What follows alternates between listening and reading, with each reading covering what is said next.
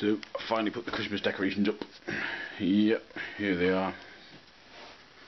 Pirates of Dark Water. Yeah, these are good. Traditional British Christmas decorations.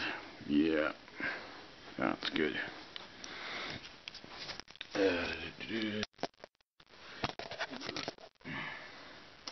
So yeah, I was thinking, I find the nativity story actually kind of compelling. Odd, because I'm a humanist. But is it that odd? I mean, it's quite a compelling tale. You know, a child is born that saves the universe, basically. I mean, that's quite cool. That's quite a compelling story. You know, it's quite inspiring, even though it's not true. It doesn't matter that it's not true, because lots of inspiring stories are not true. Star Wars is not true. Star Trek is not true. Doctor Who is not true. Are there any other types of story besides those? Yes, of course there are. But they can still be quite inspiring, entertaining, compelling stories. And that's sort of how I feel about the Nativity. It's quite an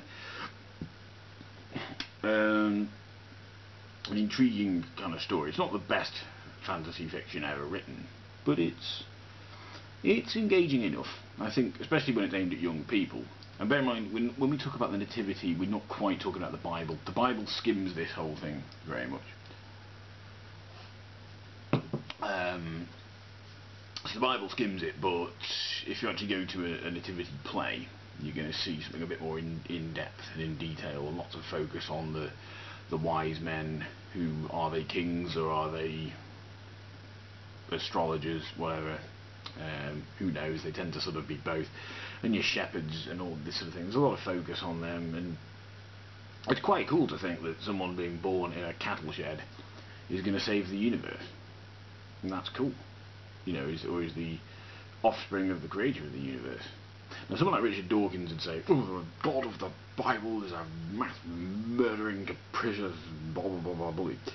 And he's not wrong, but this is the great thing about fiction. It can, be interpreted however you like.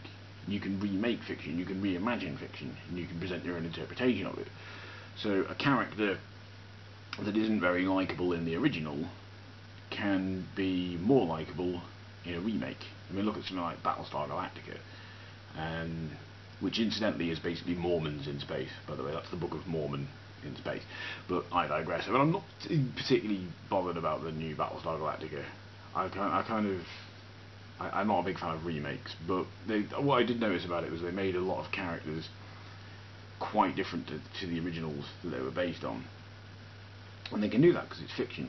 So when someone puts on a nativity play, they can, change it, reframe it however they want, because it's fiction. So in many ways, the Bible is better when you look at it as a work of fiction, because you can expand on it and add to it. Things that you're not allowed to do if you actually believe it's truth. If you believe the Bible's actually the word of the creator of the universe, which obviously I don't. But when you just look at it as another work of mythology, a work of fantasy fiction, it's got all sorts of plot holes and things. But the great thing is you can improve on those, you can expand on those, and you can still make quite a good story. So yeah, I think the Nativity still an enjoyable enough part of Christmas, even though I don't believe it's real. Anyway, Advent calendar. Right, day 10. I'm going to try and use my fingers. Pro. Right, let's see if I can push the thing out from behind. Ah, there we go. That's probably how you're supposed to do it, rather than using a really sharp object. And it's a sleigh. It's a sledge. That would be, I think.